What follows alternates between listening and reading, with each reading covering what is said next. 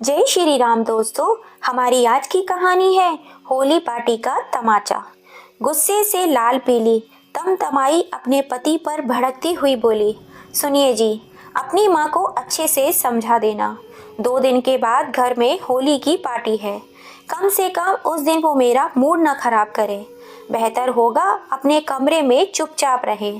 अगर वह कमरे से निकली और कुछ भी इधर का उधर हुआ तो मैं बिल्कुल बर्दाश्त नहीं करूंगी। फिर मैं यह भी भूल जाऊंगी कि वह मेरी सास है।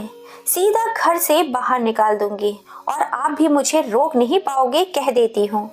कविता अपने पति योगेश से बोली। योगेश बोला, तुम क्या चाहती हो?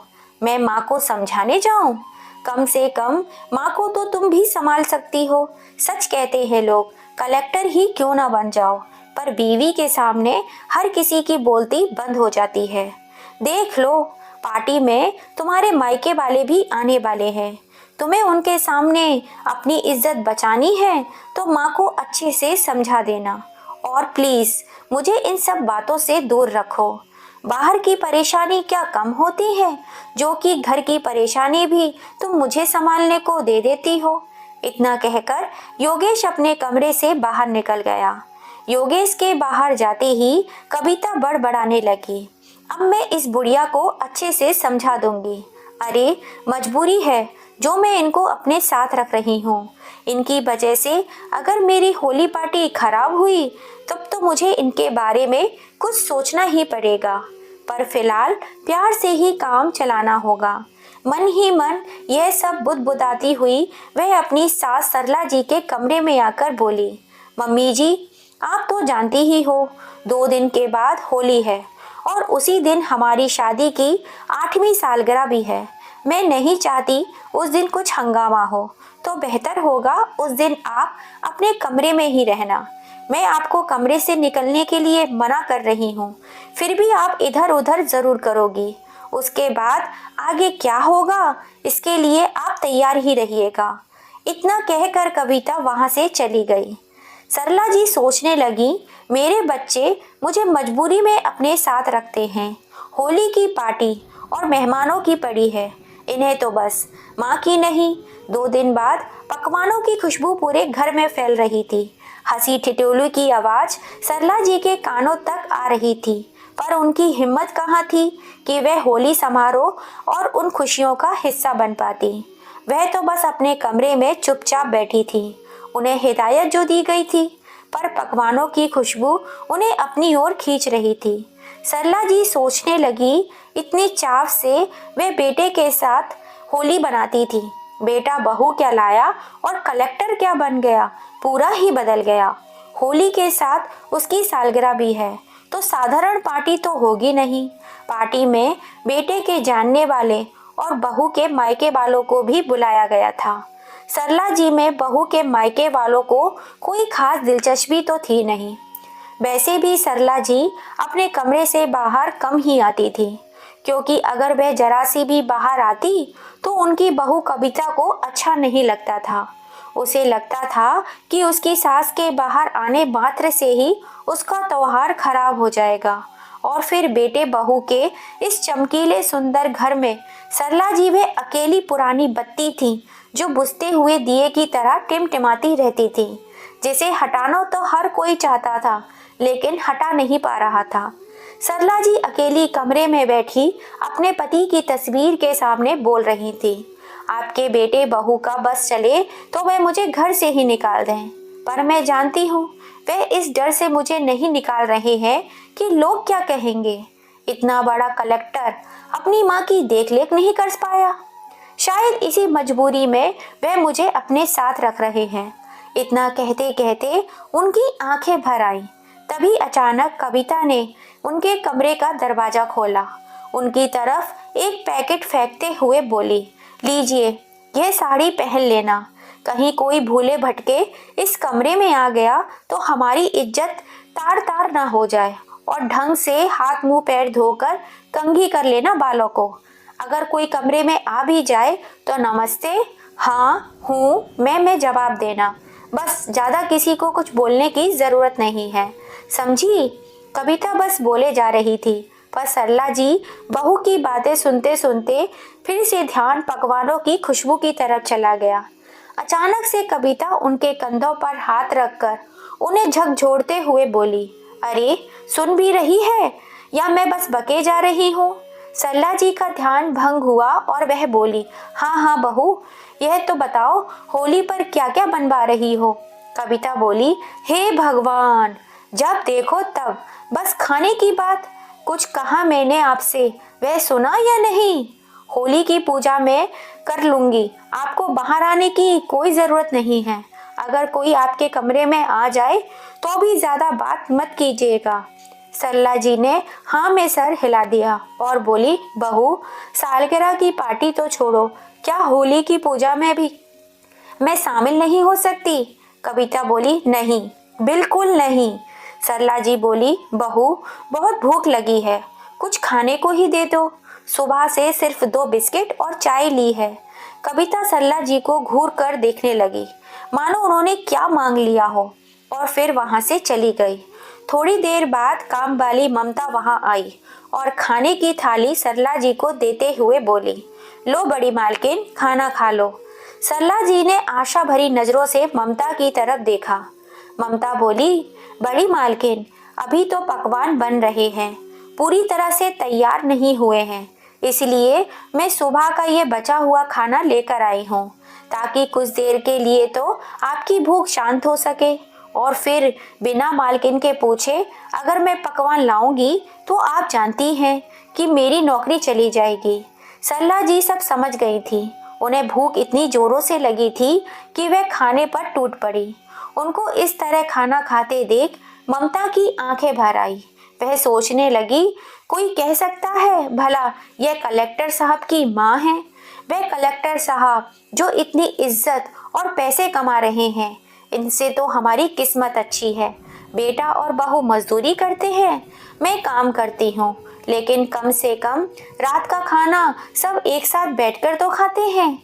यहाँ तो कलेक्टर बेटा होली पर सबको मिठाई बांटता है और सालगिरह पर पार्टी पर उसकी माँ भूखी है। तभी ममता को कविता की आवाज सुनाई पड़ी तो वह बाहर जाने को हुई। तभी सरला जी बोली, ममता, एक रोटी से मेरी भूख नहीं मिटती, मुझे अभी भी भूख लग रही है। ममता बोली, बड़ी मालकिन, जैसे ही मुझे मौका मिलेगा मैं आपके लिए कुछ ले आऊंगी, अभी मैं जाती हूँ। इतना कहकर वह चली गई। सरला जी ने बहू के कहे अनुसार साड़ी निकाल कर देखी तो वह बहुत खुश हो गई और कहने लगी, बहू ने पहली बार होली पर मेरे लिए साड़ी खरीदी है, इसके साथ ब्लाउज और पेटीकोट दे देती तो अच्छा रहता। अभी के लिए मैं पुरानी साड़ी ही पहन लेती हूँ। थोड़ी देर बाद मेहमान बाहर इकट्ठे होने लगे और केक कट करने की तैयारी होने लगी। योगेश और कविता केक काटने के लिए जैसे ही आगे आए, योगेश के किसी दोस्त ने कहा, अरे योगेश, घर में आंटी जी भी है ना, उन्हें भी बुला लो। लोग कहते हैं बड़े बुजुर्गों का आशीर्वाद लेना अच्छा होता है। एक तो होली है, उस पर इतनी खुशी का दिन है, तो उन्हें भी यहाँ पर होना चाहिए, क्यों दोस्तों? सबने हाँ हाँ कहना शुरू कर दिया। सबकी बात सुनकर योगेश ने कविता की ओर देखा तो कविता बात बनाते हुए बोली, अरे भैया, बात यह है कि मम्मी जी की तबीयत अब कुछ ठीक नहीं रहती और होली के दिन उनके किसी रिश्तेदार की मौत हो गई थी, इसलिए उन्होंने खुद मना कर दिया कि मुझे कोई परेशान न करना, वरना हमारा तो बड़ा मन था कि उन्हें हर बात में अपने साथ रखने का और उनके हाथों से केक कटवाने का। पर क्या किया जा सकता है, जैसी उनकी इच्छा। मैं तो बहू हूँ, उनका कहना कैसे टाल सकती हूँ। सबको अपनी बातों में खुश करके कविता और योगेश ने एक साथ मिलकर केक काटा। इधर खाने पीने में सब लोग मशगूल हो गए। उतने में ममता एक प्लेट में थोड़ा सा खाना लेने लगी तो कविता उसे डांटते हुए बोली, यह क्या कर रही है तू? यह खाना किसके लिए ले जा रही है? ममता बोली, बड़ी मालकिन को बहुत जोर की भूख लग रही होगी, उन्होंने एक ही रोटी खाई थी। कविता बोली, तो एक रोटी काफी है, इस उम्र में ज्यादा खाएंगी तो वजन बढ़ जाएगा और कल को अगर मर गई तो उनको कौन उठाएगा। चुपचाप से प्लेट यहाँ पर रख और अपना काम कर। अम्मा को मैं देख लूंगी। यहाँ मेहमान खड़े हैं और तुम्हें बड़ी मालकिन की पड़ी है, क्या वही तुम्हें तनख्वाह देती हैं? चलो जाओ यहाँ से। बेचारी ममता मजबूरन खाने की प्लेट को वहीं रखकर और अपने काम में लग गई। कविता अपने दोस्तों के साथ बिजी हो गई। देखते ही देखते रात के 10 बज गए, पर अभी तक सरला जी को खाना किसी ने नहीं दिया था। वे भूख से बिलबिला रही थी, लेकिन उनसे भूख अब बिल्कुल भी बर्दाश्त नहीं हो रही थी। लेकिन पार्टी तो अभी तक चल रही थी। जैसे तैसे वक्त बीत रहा था, सरला जी के सब्र का बांध भी टूटता जा रहा था। आखिरकार उठकर अपने कमरे से बाहर आई और छोटे बच्चों की तरह इधर उधर झांकने लगी। अचानक से योगेश की नज़र सरला जी पर पड़ी और वह कविता के पास जाकर धीरे से बोला, कविता, मैंने तुमसे कहा था ना, इस होली पर माँ मुझे अपने कमरे से बाहर नहीं दिखनी चाहिए। मैंने तुम्हें बताया भी था कि कितने बड़े बड़े लोग आएंगे, अम्मा को संभाल लेना, पर तुमसे एक काम भी ठीक से नहीं हुआ। तुम्हें मेरी इज्जत की बिल्कुल भी पड़ी नहीं है। माँ को अंदर लेकर जाओ, इससे पहले कि किसी की उन पर नजर पड़े। कविता फटाफट अम्मा के पास गई और उन्हें कमरे में धकेलते हुए उनके कान में बोली, आपसे कहा भी था बाहर मत आना, आप सुनती क्यों नहीं हैं? पार्टी में मौजूद अन्य लोगों का ध्यान अपनी तरफ आया देखकर बोली, चलिए अम्मा, अंदर चलिए, आराम कर लीजिए। सरला जी भूख से तड़प रही थी। सबके सामने ही बोली, बहू, तुम लोग मुझे होली के दिन भी अंदर कमरे में बंद करके क्यों रखते हो? मुझे बहुत जोरों की भूख लगी है, कुछ खाने को ही दे दो। अचानक से सरला जी की आवाज़ सुनकर सब लोगों का ध्यान उस तरफ गया और सब हैरानी से उन्हें देखने लगे। एक औरत दूसरी औरत के कान में बोली, इतने बड़े कलेक्टर की माँ अभी तक भूखी प्यासी बैठी हुई है, जबकि कलेक्टर साहब सबको पकवान खिला रहे हैं और कविता हमारे साथ होली में पत्ते खेल रही है। पार्टी में मौजूद अन्य लोग भी दबी आवाज में बातें करने लगे। आखिरकार कविता सरला जी को जबरदस्ती खींचते हुए कमरे में ले गई और कमरे का दरवाजा बंद करते हुए उन्हें पलंग पर धकेलते हुए बोली, खबरदार, जो बाहर आई तो मुझसे बुरा कोई नहीं होगा। शर्म नहीं आती अपने बेटे की इज्जत इस तरह सबके सामने उछालते हुए? क्या बताना चाहती हो तुम आप लोगों को कि हम आपको भूखा रखते हैं? आपसे तो मैं बाद में बात करूंगी, पहले आपने बाहर जो रायता फैलाया है उसे समेट लो। सरला जी कुछ कहती उससे पहले ही कविता ने दरवाजा उनके मुंह पर बंद कर दिया और बाहर आकर सबके सामने ममता से बोली, ममता, जल्दी से मम्मी जी को एक प्लेट में खाना ला कर दो। तुम्हें पता तो है ना, वे बूढ़ी हो गई हैं, उन्हें हर 2 घंटे में भूख लगने लग जाती है। अभी थोड़ी देर पहले ही तो उन्होंने खाना खाया था, अब फिर से भूख लग गई। पर कोई बात नहीं, हम उनका ख्याल नहीं रखेंगे तो कौन रखेगा? ममता आश्चर्य से कविता की तरफ देखने लगी और फटाफट एक प्लेट में खाना लगाकर सरला जी के कमरे की तरफ लेकर गई। सरला जी रो रही थी। ममता को देखते ही बोली, देखना ममता, बहू ने मुझे कितनी जोर से धक्का मारा, मेरी पूरी कौनी छिल गई है। बेचारी बुढ़ापे का शरीर, चमड़ी इतनी कोमल हो गई थी कि तुरंत ही खून खून हो गया। ममता ने फटाफट अपनी साड़ी का पल्लू फाड़कर उनके हाथ में बांधते हुए बोली, कोई बात नहीं मालकिन, पहले आप खाना खा लो, मैं घाव पर मलहम लगा दूंगी। ममता ने अपने हाथों से सरला जी को खाना खिलाया।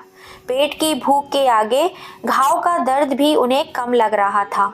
तो ममता बोली, एक बात कहूँ बड़ी मालकिन, त्योहार के दिन भी आपका बेटा और बहू आपसे एक मीठा बोल नहीं बोलते, काहे बर्दाश्त करती हो भला? क्या कमी है आपको? फिर आप बेटे बहू की मोहताज क्यों हैं? सरला जी बोली, ममता, गांव में मेरे पास जमीन जायदाद सब कुछ है, चाहूँ तो आज अपने लिए नौकर रख लूं, लेकिन परिवार का साथ तो चाहिए ही होता है। मैं अकेली क्या करूंगी गांव में? खेती बाड़ी से जो भी पैसा आता है वह भी बेटा और बहू रख लेते हैं। यह दोनों अच्छे से जानते हैं कि इनके अलावा मेरा कोई नहीं है। योगेश के बाबूजी भी मुझे जीवन जीने के लिए अकेला ही छोड़ गए थे। अब मैं बेटे बहू को छोड़कर भला कहाँ जाऊं। इतना कहते कहते वे रोने लगी। ममता बोली, अम्मा, आप पति के बगैर बेटे को पढ़ाकर कलेक्टर बना सकती हो और जमीन जायदाद नहीं संभाल सकती हो। आपके इतने बुरे दिन भी नहीं आए हैं कि आप 2 वक्त के खाने के लिए मोहताज हो जाओ। मालकिन, भले ही एक रोटी खाओ लेकिन स्वाभिमान की खाओ। मेरा बेटा अगर मेरे साथ ऐसा करता तो मैं उससे सारे रिश्ते नाते तोड़ लेती। फिर आप तो पढ़ी लिखी हैं। तभी कविता ने सुनैना को आवाज लगाई और वे वहां से बाहर चली गई। उसके जाते ही सरला जी सोचने लगी, एक अनपढ़ औरत इतना साहस दिखा सकती है तो मैं क्यों नहीं। उन्होंने अपने आंसू पोंछे और खाने को एक तरफ रख दिया। उन्होंने सोचा कि क्या यह सामान की रोटी है। थोड़ी देर बाद ममता कमरे में प्लेट लेने आई तो उसने देखा कि खाना तो वैसा की वैसा ही था और सरला जी अपने पति की तस्वीर को निहार रही थी। ममता बोली, क्या हुआ अम्मा, आपने खाना क्यों नहीं खाया? सरला जी बोली, नहीं चाहिए मुझे ऐसे तिरस्कार की रोटी, ले जाओ इसे वापस। ममता ने सरला जी को मनाने की भरपूर कोशिश की लेकिन उन्होंने खाना नहीं खाया। बाहर पार्टी खत्म हो चुकी थी। कविता और योगेश भी कमरे में आ गए और आते ही सरला जी पर होली के पटाखे की तरह बस पड़े। क्या जरूरत थी आपको बाहर आने की? आपको सब कुछ मुफ्त में मिल रहा है, फिर भी आप ऐसी हरकत करती हैं। खाने के लिए आप इतनी पागल क्यों हो जाती हैं कि भूल जाती हैं मेरी यहाँ कोई इज्जत है। आपको पता है लोग कैसी कैसी बातें बना रहे होंगे। अगर ऐसे ही चलता रहा तो मैं आपको अपने साथ नहीं रख पाऊंगा। फिर रहना अकेली और मनाना तीज त्योहार। योगेश की बातें अभी खत्म भी नहीं हुई थी कि कविता बोली, लो जी, खाने के पीछे इतना हंगामा करती हैं, वह भी वैसा की वैसा ही पड़ा है। खाना बर्बाद करती हैं, पता है भगवान कितना पाप देंगे। अब आपके नखरे मुझसे नहीं उठाए जाएंगे। सुनो जी, इनका कुछ करो, अब मुझसे यह सब कुछ बर्दाश्त नहीं होता। इन्हें वापस गांव भेज दो या किसी वृद्ध आश्रम छोड़ाओ। योगेश बोला, ठीक कहती हो तुम, मैं कल ही इन्हें गांव भेज देता हूँ। वहाँ अकेली रहेंगी तो अकल ठिकाने आ जाएगी। सरला जी चुपचाप बेटे बहू की बातें सुन रही थी। ममता आश्चर्य से सरला जी की तरफ देख रही थी। वह सोच रही थी यह तूफान से पहले की शांति है, ना जाने अब बड़ी मालकिन क्या करेंगी। दूसरे ही दिन योगेश ने सरला जी को गांव भेज दिया। गांव पहुंचने पर सरला जी ने सबसे पहले अपने वकील को बुलाया। अपनी सारी जमीन जायदाद से उन्होंने योगेश को बेदखल कर दिया। उन्होंने अपनी वसीयत बनवाई जिसके अनुसार उसके मरने के बाद उनकी सारी प्रॉपर्टी ट्रस्ट को चली जाएगी, जो ट्रस्ट बुजुर्गों और अनाथ बच्चों के लिए काम करता हो। और इस ट्रस्ट की देखभाल की जिम्मेदारी उन्होंने ममता को दे दी। इसके लिए उसे हर महीने तनख्वाह भी दी जाएगी। घर का आधा हिस्सा उन्होंने लड़कियों की शिक्षा के लिए दे दिया और आधे हिस्से में वे खुद रहने लगी। एक दिन उन्होंने ममता को फोन किया और वो और उसका पति वहां पर आ गए और घर की सारी जिम्मेदारी उन्होंने संभाल ली। सरला जी के साथ रहने लगे। सरला जी अब स्वाभिमान और सुकून की रोटी खाती थी। खेती बाड़ी से जो भी इनकम होती थी वे योगेश के पास ना भेजकर सरला जी ने अपने पास रखना शुरू कर दिया था। जब पैसा योगेश के अकाउंट में नहीं आया तो वो कविता दोनों गांव पहुंच गए। आते ही सरला जी के ठाट बाट देखकर योगेश बोला, माँ, यह घर का क्या हाल बना रखा है आपने। और इस बार खेती में कमाई नहीं हुई जो मेरे अकाउंट में पैसा नहीं आया। इतना बड़ा फैसला लेने से पहले आपको मुझसे पूछना चाहिए था। सरला जी बोली, तुमसे क्यों पूछूंगी, तुम होते कौन हो। अब वह सारे पैसे मेरे अकाउंट में रहेंगे। कविता बोली, आप पैसों का क्या करोगी और किससे पूछकर आपने ये घर का आधा हिस्सा बच्चों के स्कूल के लिए दे दिया। सरला जी बोली, यह घर क्या तुम्हारे बाप ने तुम्हें दहेज में दिया था। और क्यों पूछूंगी मैं तुम लोगों से, संपत्ति मेरी है तो मैंने अपने अनुसार इसका इस्तेमाल कर लिया। वैसे भी तुम लोग होते कौन हो मुझे यह सब कहने वाले। योगेश बोला, माँ ये कैसी बातें कर रही हैं आप? हम आपके बेटा और बहू हैं, आपका भला बुरा अच्छे से जानते हैं। सरला जी बोली, कौन सा बेटा और बहू? वो जो बार तीज त्योहार पर रोटी के लिए अपनी माँ को तरसा देते थे। ऐसे बेटे बहू मुझे नहीं चाहिए। वैसे भी मैं तुम्हें अपनी प्रॉपर्टी से बेदखल कर चुकी हूँ, तो अब गांव में तुम्हारे लिए कुछ नहीं रखा है। अब तुम्हें तुम्हारा शहर भला यहाँ आने की कोई परेशानी मत उठाना। अब होली, दिवाली, न्यू ईयर अपनी पत्नी के साथ आराम से वहीं मनाओ। कविता बोली, मम्मी जी आप ऐसा कैसे कर सकती हो? जरूर यह सब आपको इस ममता ने ही सिखाया होगा। इसकी तो मैं जैसे ही वह ममता की तरफ बढ़ी, सरला जी ने एक थप्पड़ कविता को जड़ दिया और बोली, खबरदार, जो इसे हाथ भी लगाया तो आज तक तो तुमने मेरी कोई सेवा नहीं की। जो भी सेवा की इसने ही की, और मेरे मरने के बाद भी यह इस घर में ही रहेगी। तुम लोग मेरे मरने पर यहाँ मत आना, और ना ही मेरा बेटा मेरी चिता को अग्नि देगा। गांव का कोई भी आदमी मेरी चिता को अग्नि दे देगा। कम से कम यहाँ के लोगों में इंसानियत तो जिंदा है। निकल जाओ अब मेरे घर से, और वापस कभी लौटकर मत आना। सरला जी के रुद्र रूप को देखकर दोनों की घिघी बन गई। ममता बोली, हाथ जोड़कर आप लोगों से विनती करती हूँ, आप लोग बड़ी मालकिन को परेशान मत कीजिए और चले जाइए यहाँ से। बेचारी को शांति से अपना बचा हुआ जीवन जीने दीजिए। आखिरकार योगेश और कविता इतना समूह लेकर शहर की ओर रवाना हो गए और फिर दोबारा लौटकर कभी नहीं आए। यहाँ ममता और उसका पति सरला जी की पूरी सेवा करते रहे, ईमानदारी से उनकी चीजों को संभालते रहे। जब बेटे बहू ने अपना फर्ज ही अदा नहीं किया तो वह इन सब चीजों का अधिकार कैसे पा सकते थे? वे खाली हाथ ही रह गए। तो दोस्तों, सरला जी ने तिरस्कार से जीने की बजाय सम्मान से जीने का जो निर्णय लिया और अपनी बहू बेटे को जो सबक सिखाया, वो सही था या गलत? अपनी राय हमें कमेंट करके ज़रूर बताइएगा। तभी तो कहते हैं, खून के रिश्ते से बड़ा इंसानियत का रिश्ता होता है। कहानी पसंद आई हो तो ज़्यादा से ज़्यादा शेयर कीजिएगा, लाइक कीजिएगा, कमेंट कीजिएगा। फिर मिलेंगे। जय श्री राम।